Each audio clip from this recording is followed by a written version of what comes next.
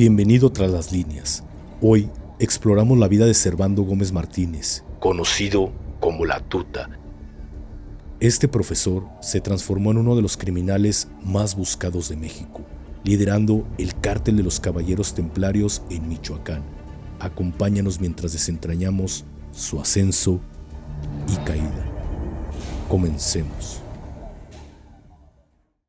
Hey, ¿qué tal, banda? ¿Cómo se encuentran? Los saluda su compa el Gafe 423, aquí trayéndoles un nuevo episodio de su podcast Tras las Líneas en compañía de mi hermano Plasti.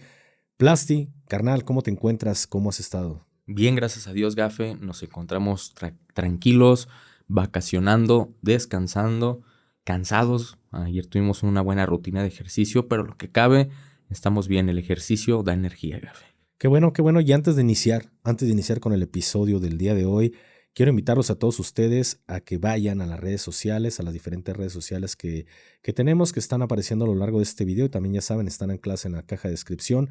Y sin más, el día de hoy vamos a hablar de un personaje que generó mucho miedo, generó mucho terror en el estado de Michoacán por su violencia extrema que empezó a desatar en este estado. La persona de la que vamos a hablar es de La Tuta, uno de los famosos criminales que cambió el sexenio de la administración de Enrique Peña Nieto y cómo de ser un maestro de escuela primaria terminó siendo uno de los criminales más buscados en el sexenio del presidente Enrique Peña Nieto. Y sin más, vamos a este video. Servando Gómez Martínez, conocido como La Tuta, nació en 1966 en Arteaga, Michoacán. Antes de su vida criminal, fue maestro de escuela primaria, un trabajo que dejó atrás al unirse a las filas del narcotráfico. Su carisma y habilidades de liderazgo le permitieron escalar rápidamente dentro de la organización de la familia michoacana, antes de convertirse en uno de los líderes de los Caballeros Templarios. Empezando con este primer bloque, Gafe, tenemos que hablar de los orígenes de este personaje conocido como La Tuta. Tenemos que hablar Tenemos que hablar desde que empezó como maestro de primaria, como agricultor y otras cosas que se dedicaba a hacer. Pero primeramente, en varias entrevistas él dijo, también su hermano mencionó en muchas ocasiones, que se unió a las filas del crimen organizado porque estaba harto de ser pobre, que estaba harto de la pobreza que se vivía en su municipio. Pero yo no creo tanto en esto, Gafe, porque hemos investigado en los datos que se le daba un sueldo aproximadamente al mes de 60,000 pesos mensuales como maestro de educación primaria. O sea, es un buen sueldo, güey. Fíjate que esto me llamó mucho la atención, el estar investigando. Sí, este dato sabíamos de antemano que él era un profesor de escuela primaria en el estado de Michoacán, pero ¿cómo es? Porque en algún momento él empieza como maestro de educación primaria y cómo en algún momento también pues era conocido de que él tenía este conocimiento de cómo llevar a cabo toda la industria de la agricultura, porque él desempeñaba también este servicio a la par de que era maestro. Después se filtra la información, son datos públicos que cualquier persona puede llegar a buscar y puede encontrar que este señor llevaba un sueldo o recibía un sueldo como maestro de 60,000 pesos. Aquí empezamos a ver cómo la corrupción a nivel gobierno de México en sus diferentes áreas, en sus diferentes instituciones, cómo puedes ir encontrando poco a poco esta corrupción. Si se ponen a analizar, estamos hablando del estado de Michoacán, estamos hablando que él era profesor en una escuela rural en el estado de Michoacán y sabemos por ende que este tipo de plazas para que la gente que nos escucha fuera de México, vemos corrupción. La corrupción se ve inclusive hasta con los profesores, los maestros, como se les conoce coloquialmente aquí en México, cómo estos profesores empiezan a entrar en un tema de corrupción únicamente para ellos poder desempeñar su servicio como profesores. ¿A qué me refiero con esto? Una vez que ellos logran poder desempeñar una función como profesor, tienen que hacer su servicio o les dan plazas, la gran mayoría de veces le dan plaza, que es como un lugar dentro de la Secretaría de Educación Pública. ¿Cómo es que les dan este tipo de plazas? Pero la gran mayoría de ocasiones se las terminan dando en pueblos, en lugares muy, muy, muy rurales. Esto para empezar a ganarse, pues, si lo vemos de esta forma, un lugar dentro de la Secretaría de Educación Pública, cómo ellos de esta forma se terminan quedando con una plaza. Es importante saber que las plazas a nivel Secretaría de Educación Pública no se pierden. Un ejemplo, si yo llego a ser profesor de una escuela primaria del grado que yo voy a desempeñar estas funciones como profesor, ya no se me quita en ningún momento.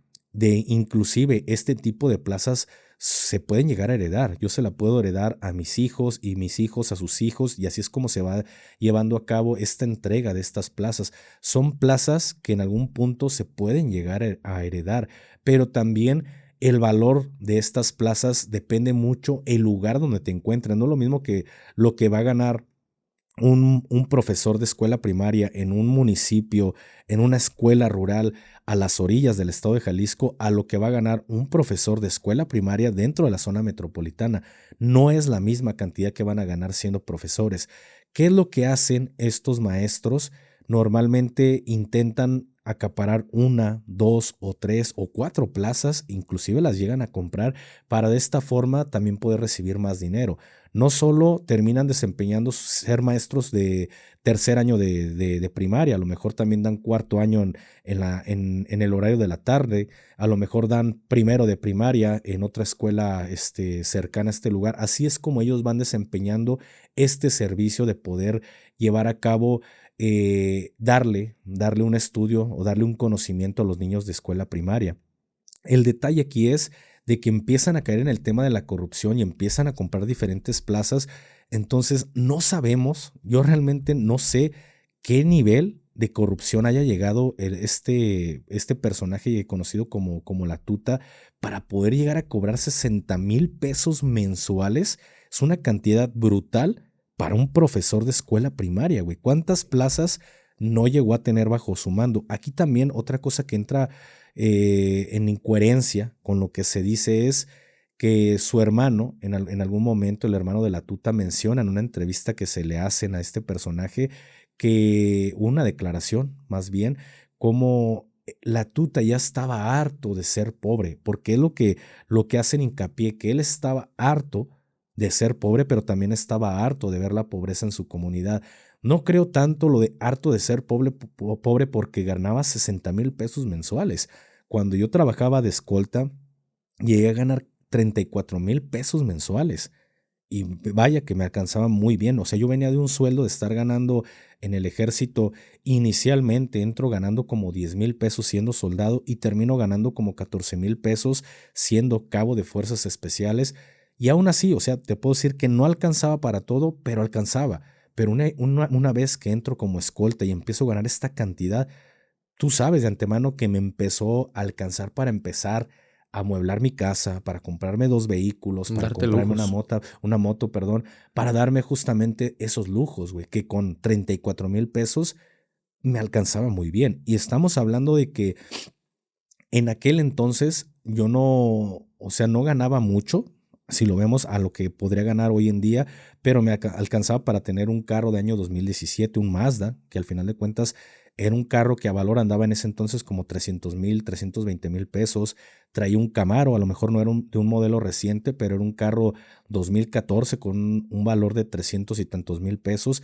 Y aparte traer mi moto, o sea, me alcanzaba para hacer las cosas. No Para sé cómo él vivir puede bien. llegar a decir que estaba harto de ser pobre si ganaba el doble de lo que yo ganaba. Más bien estaba, no le era suficiente este sueldo. Como siempre, entre más gastas, más quieres. Y creo que ese fue uno de los principales problemas de este profesor, del querer acaparar más. Y como en todos los lugares, y más hablando en temas de lugares muy rurales, pues empiezas a tener contacto con jefes de plaza, con cabecillas que se están paseando tranquilamente en este tipo de municipios. Y como en algún momento, porque esto yo siento que fue estando dentro de la primaria o estando desempeñando funciones de profesor, en algún momento conoció a alguien dentro de esta organización que lo empieza a invitar, porque se habla que previo a ser líder, o lo que se consideraba que él era líder de los Caballeros Templarios, como en algún momento abrió un centro de rehabilitación y empezó a ayudar. O sea, se maneja como que él ayudaba a las personas para poder salir de este tipo de vicios. La realidad es que si a mí me lo preguntan, creo que simplemente fue una tapadera para poder empezar a reclutar personas con la fachada de alguien que estaba haciendo las cosas bien, porque hoy en día aquí en México sabemos de antemano que uno de los lugares, uno de los puntos de reclutamiento para las diferentes organizaciones criminales justamente son los centros de rehabilitación, que desde ahí es donde empiezan a sacar primeramente sus futuros elementos que van a engrosar sus filas, y la segunda es que llegan a los centros de rehabilitación en busca de personas que la deben, que la deben en contra de esta organización. Entonces, creo que previo a que él se desempeñara como uno de los líderes más importantes de esta organización, creo que es su forma de poco a poco ir entrando, abrir un centro de rehabilitación y ponerlo a la disposición inicialmente de una organización que era completamente nueva. ¿Por qué Sí. nueva? De Porque en el hecho, estado de Michoacán. Gafe, tenemos que irnos hasta el año 2001, cuando es que empieza meterse más en este mundo del crimen organizado, porque para estos tiempos termina engrosando las filas del Cártel del Golfo, termina siendo un lugarteniente en el estado de Michoacán. Sabemos que en un principio quienes mandaban en este estado era el Cártel del Golfo. Termina engrosando las filas de esta organización como un lugarteniente. Desconocemos, no hay mucha información exacta de qué era lo que hacía para el Cártel del Golfo en este estado, pero sabemos que se viene después, unos años después, se viene un conflicto contra la organización de la Última Letra. Empiezan una guerra encarnizada en este estado y ellos fueron los que tuvieron que dar frente. Ahí es cuando la tuta aprovecha este momento y ven que ellos son quienes están llevando todo este conflicto y los que van a terminar ganando son sus jefes. Entonces, Gafe, es ahí cuando empieza esta transición, Gafe. Es cuando empiezan y crean uno de los más temibles cárteles en su momento conocidos como la familia michoacana. Bajo el liderazgo de la tuta, los caballeros templarios se expandieron rápidamente, imponiendo su control sobre Michoacán a través de la extorsión, el tráfico de drogas y la violencia extrema. Gómez Martínez utilizó propaganda y un código de conducta para justificar sus crímenes, presentándose como un defensor del pueblo. Sin embargo, su reinado estuvo marcado por el terror y la corrupción, convirtiendo a Michoacán en una zona de guerra. En este segundo bloque, amigos, tenemos que hablar desde que ya empieza a ser notorio, porque se habla o se dice que era el tercero al mando de esta organización delictiva conocida como la familia michoacana, que estaba por debajo del Chango Méndez, del Chayo, y él era el tercero posicionado en esta organización. Todo este tiempo combatieron a una organización que era una de las más peligrosas y más violentas del sexenio de Calderón, que fueron los temibles Zetas, Gafe. Empiezan este conflicto y empieza a haber también esas diferencias contra el Chango Méndez que tenía el Chayo y la tuta en contra del Chango Méndez, y es ahí cuando nace esta idea de crear su propia organización, y es cuando se funda la famosa organización criminal de los Caballeros Templarios, aprovechando hasta dónde llega la inteligencia de estos líderes criminales, aprovechando que se había fingido la primera muerte del Chayo. A la tuta se le ofrece, porque sabemos que en esta organización la tuta era el segundo al mando cuando se crea en un principio, se le ofrece ser la imagen, ser esa cara de la organización, como si él fuera el líder, porque sabemos que el Chayo se estaba haciendo pasar como que ya estaba ahí dando cuentas con San Pedro. Entonces ahí cuando empezamos a ver públicamente en muchos videos, en muchas entrevistas a la tuta que daba a los medios de comunicación, o en videos donde veíamos que quería tener esa cercanía con la gente, esa aceptación, donde regalaban dinero, regalaban despensas, donde invitaban a la gente a trabajar, donde se adjudicaban o decían que su organización era muy diferente a la familia michoacana, que ellos tenían códigos y principios, que apoyaban a la población, no extorsionaban, no robaban, no violaban. Únicamente la venta de estupefacientes era lo que era su negocio. Empiezan esa campaña para cambiar esa imagen que tenían en la familia michoacana y ver de una forma diferente a los caballeros templarios. Claro, es en este momento que se crea como tal, o se empieza a hacer famoso esta nueva organización que eran los templarios, que supuestamente en un inicio se hablaba de que ellos venían a terminar con esta violencia y esta cobro de pisos, las cuotas que se empezaban a pagar para todo lo que generaba cualquier, a cualquier nivel económico, ya sea lícito o ilícito, se les empieza a generar una cuota que tenían que empezar a pagar. Sabemos que en el estado de Michoacán es un estado muy rico que tiene muchísimos climas dentro de este mismo estado. Sabemos que por un lado puedes encontrar mucho limón, puedes encontrar mango, puedes encontrar papaya, por otro lado encuentras aguacate, que en ese momento el aguacate era considerado como oro verde, porque los precios del aguacate se dispararon de una forma brutal, ya que los templarios y a la par también la familia michoacana empiezan a cobrar esta cuota, este piso a estas personas de esta industria aguacatera, pero inicialmente los templarios no cobran.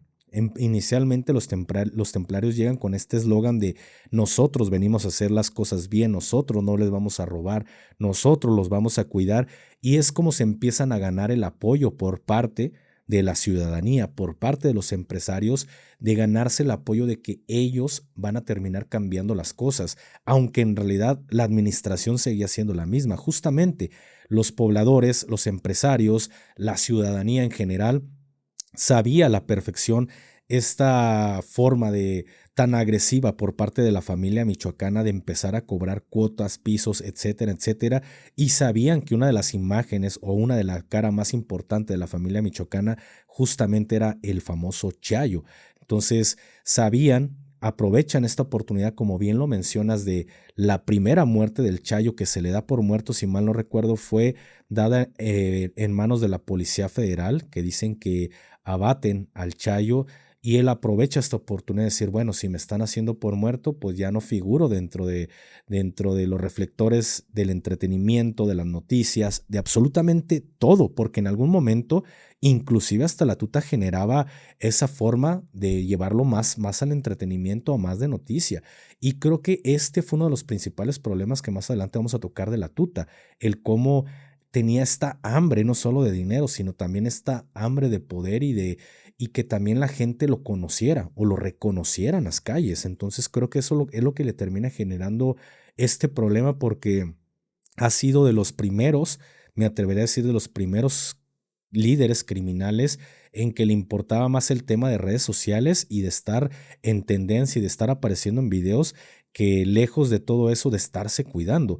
Y aquí, retomando un poquito más, es justamente en ese momento cuando aprovechan la supuesta muerte del Chayo para crear su propia organización llamada Los Caballeros Templarios, en el que supuestamente figuraba como líder la famosa o el famoso la tuta, perdón, y es cuando la gente o los pobladores en general no saben que en realidad quien está detrás de esta organización, quien en realidad es el líder de esta organización, es justamente de quien vienen huyendo, que es el famoso Chayo, pero aprovechan esta oportunidad para hacer pasar como que esta organización es 100% o está al mando 100% de la tuta. E inicialmente empiezan a atacar y terminan sacando a la familia michoacana, y meses después todo lo que habían prometido es cuando todo se viene abajo. Empiezan estas cuotas agresivas, empiezan a pedir piso, empiezan a levantar gente, empiezan a extorsionar, empiezan a secuestrar, empiezan a vender droga que hasta ese momento, sustancias que hasta ese momento como el crico o el cristal no se vendían en Michoacán, y es cuando se pierde el apoyo por parte de la población, porque la población, de estar apoyando inicialmente a los templarios para sacar a los de la familia, después se dan cuenta lo que está ocurriendo, cómo fueron utilizados y cómo inclusive la tuta está haciendo que sustancias que en ese momento no se vendían dentro de este estado, como lo era el cristal, se empezaran a quedar en estas poblaciones, y la misma familia, la misma comunidad decía, estábamos mejor con la familia, porque estos nos cobran lo mismo, bueno, nos cobran o hacen las mismas actividades, pero sus cobros son más agresivos que los de la familia michoacana. Actividades que no hacía la familia lo están haciendo los templarios, como el secuestro de empresarios. Y también lo que más les empieza a molestar a la comunidad en ese entonces es que sustancias como el cristal, que normalmente se vendían fuera del estado, empezaron a quedarse dentro de las pequeñas comunidades y empezaron a generar adicción a sus jóvenes.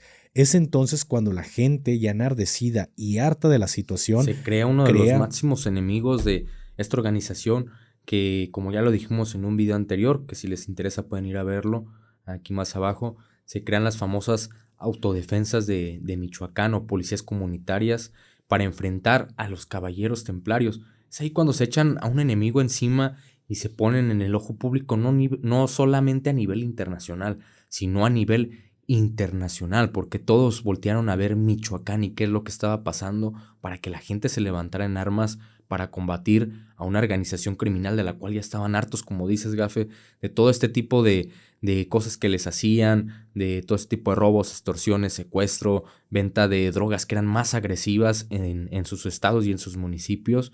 Y es ahí cuando empieza una cacería en contra de quien fue la imagen pública, que en Claro, este momento fue la tuta. y esto lo vamos a hablar en la tercera sección de esta plática, porque aquí es donde viene la caída. En este momento estamos en el ascenso. ¿Cómo es que terminan llegando a ser la organización más poderosa de todo el estado de Michoacán?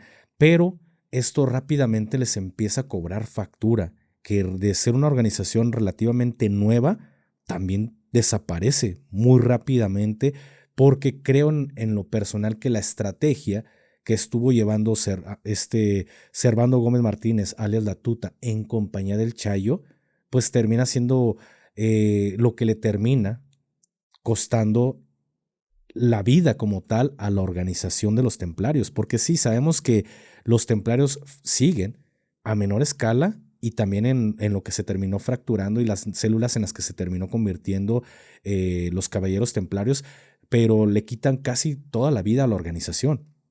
Ellos mismos lo terminaron haciendo porque creo en lo personal que la campaña que ellos llevaron una vez que se apoderaron del control del Estado fue demasiado agresiva en contra de las autoridades y en contra de la ciudadanía, pero sobre todo en contra de otras organizaciones que en ese momento empezaban a querer entrar, como era el Cártel Jalisco Nueva Generación. Entonces se empieza a rodear de enemigos rápidamente y es inicialmente, como te lo dije hace un momento, el hecho de estar en los reflectores públicos todo el tiempo y estar en tendencia y en noticieros en general, fue lo que también le termina costando la libertad a la tuta, como lo vamos a ver en esta siguiente sección, que es la caída de este personaje en compañía de toda su organización y también la muerte del verdadero líder, que era el Chayo.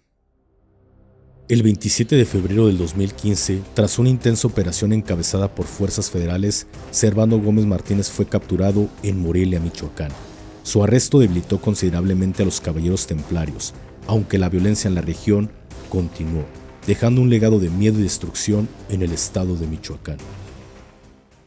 Ahora hablando ya de la detención de Servando Gómez alias La Tuta, Servando Gómez Martínez alias La Tuta, antes de la detención de este personaje en febrero del 2014, es cuando el gobierno federal se da cuenta que terminan abatiendo nuevamente al Chayo, pero en esta ocasión elementos del ejército mexicano dan por abatido a uno de los líderes criminales más importantes de la familia michoacana.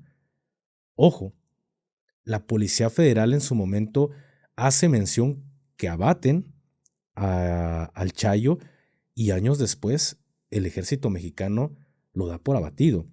No sabemos si hubo alguna especie de arreglo entre la Policía Federal o no, o simplemente por dar resultados, terminaron mintiendo en los resultados justamente para dar eso, para hacer o demostrar a las personas que la Policía Federal estaba trabajando y habían abatido uno de los principales líderes o al principal líder de la familia michoacana, aunque en realidad no pasó así. Y este personaje termina haciendo una nueva organización en compañía de Servando Gómez Martínez alias La Tuta. Terminan haciendo esta nueva organización, pero hasta ese momento se sabía que el líder era La Tuta, no se sabía de la existencia del Chayo, pero en el año 2014 es cuando terminan desviviendo a este líder criminal y nos damos cuenta a nivel nacional de la mentira que se estaba llevando y cómo en realidad este personaje era el verdadero líder y utiliza si lo vemos de esta forma, utiliza como un chivo expiatorio o termina sacrificando a Servando Gómez Martínez Latuta para él ser esa imagen de la organización, de ser esta persona que justamente creo que aquí es lo que le cuesta la libertad tan rápido, a diferencia de otros líderes criminales que hemos escuchado a lo largo de Tras las Líneas y que seguiremos escuchando, líderes criminales como el Mayo Zambada, güey. Una persona que jamás estuvo en el reflector público, que jamás estuvo en el boca de las personas ni de las autoridades y que inclusive tenía negocios legales, muchísimos negocios legales, pero era una persona que no estaba dentro del reflector ni del gobierno, ni bajo la lupa, perdón, la lupa no estaba debajo de la lupa del gobierno, pero tampoco estaba debajo de los reflectores de los noticieros. Y han sido personas que han vivido muchísimos años, han llegado viejos como el Mayo, otros han estado escondiéndose, pero no les ha caído, como en su momento lo fue el Chapo Guzmán, y cómo justamente el haber estado debajo de un reflector y debajo de los medios de comunicación y del entretenimiento en general, porque sabemos qué fue lo que ocurrió con esta entrevista, es lo que creo que le termina costando su libertad a Joaquín el Chapo Guzmán, y Servando Gómez Martínez Latuta no fue la excepción. Pero no duró tantos años como lo han durado la gran mayoría de jefes del narco. Se empezó a llevar una operación brutal en contra de Latuta cuando toma la batuta de esta organización. Toma la batuta. Sí, raro, pero toma la batuta. Termina siendo una operación brutal porque se empiezan a detener a toda su familia. Lo empiezan a acercar, a dejar solo. De ver una tuta que se paseaba entre las comunidades, donde era recibido por la gente. Vemos una tuta que se queda sin sus hijos, sin sus hijas, que se la pasaba escondido en las cuevas o en la sierra de Michoacán por miedo a ser detenido. Vemos las pocas entrevistas que ella hacía donde lo único que pedía era diálogo con el gobierno federal y que se aplicara el famoso Estado de Derecho para su organización, que porque querían paz, querían firmar un acuerdo de paz con el gobierno federal para detener la violencia.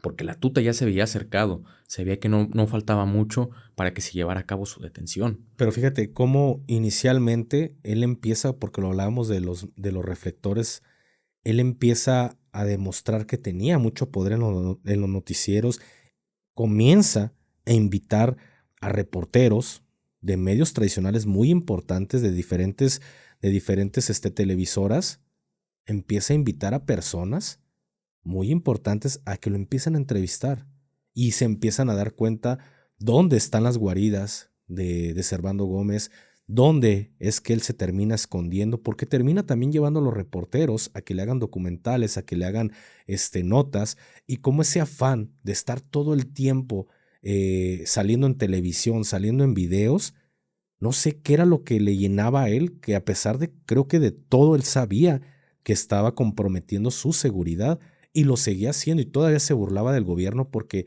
justamente en una entrevista que le están haciendo, él hace mención de que el gobierno da a entender que el gobierno no vale madre, que tanto así que él lleva 8 años que sigue cobrando un sueldo como maestro y el gobierno le sigue pagando cuando es uno de los personajes más buscados del país. ¿Cómo se burla de la falta de coordinación en todo el sistema de gobierno, de instituciones gubernamentales, como mientras que la Secretaría de la Defensa Nacional, la Secretaría de Marina y en aquel entonces la Policía Federal están buscando hasta debajo de las piedras a Servando Gómez Latuta, mientras que la Secretaría de Educación Pública le sigue pagando un sueldo mensual de 60,000 pesos.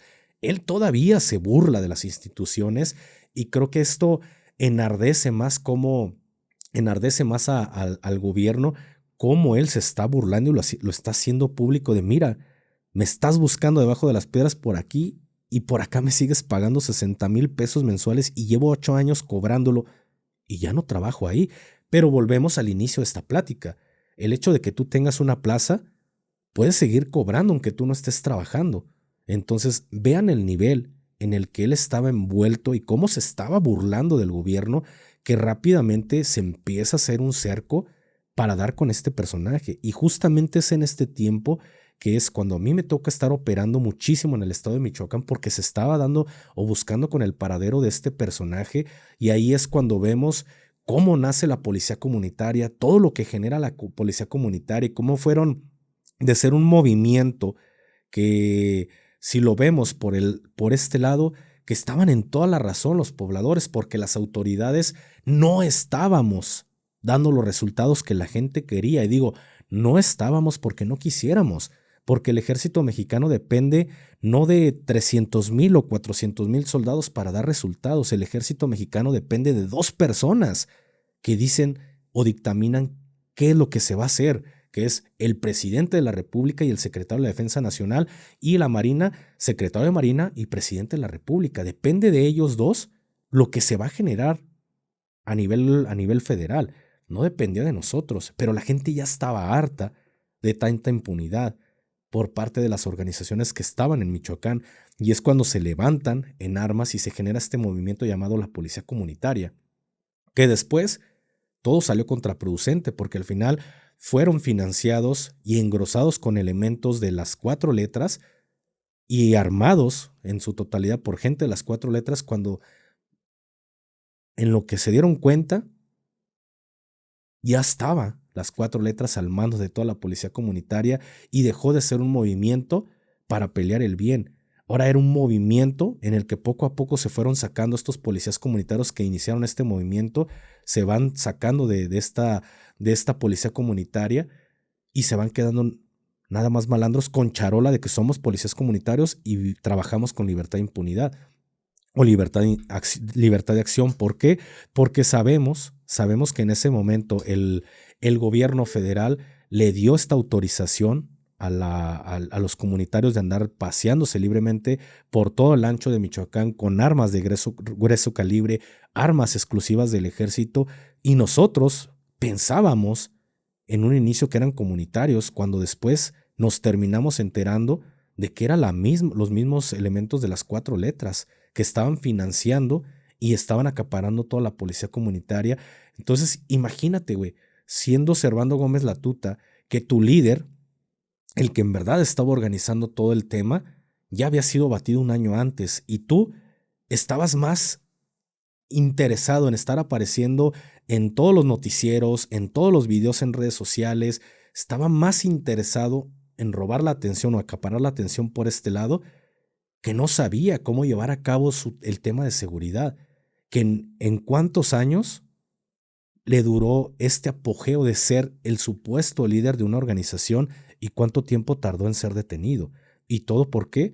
Porque te echaste encima a toda la población, porque los cobros, las cuotas que se estaban pidiendo eran demasiado agresivas y la gente ya estaba harta de esas cuotas.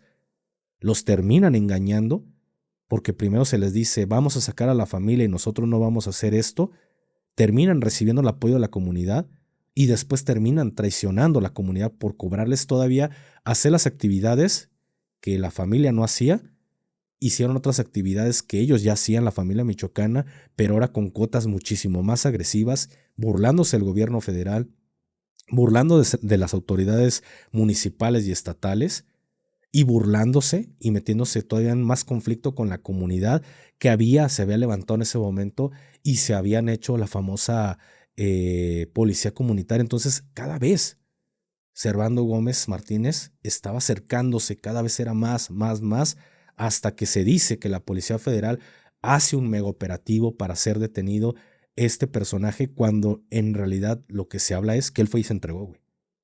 Él fue y se entregó porque sabía que ya estaba a punto de ser capturado, cada vez estaba más cercado por todos lados y no quería vivir el destino que su predecesor dejó, güey. Y él sabía que si era capturado por las autodefensas no lo iban a detener. Claro, lo iban a torturar y lo iban a matar, porque sabían que había partes de comunitarios, pero también sabían que ya estaba liderado por las 4 letras.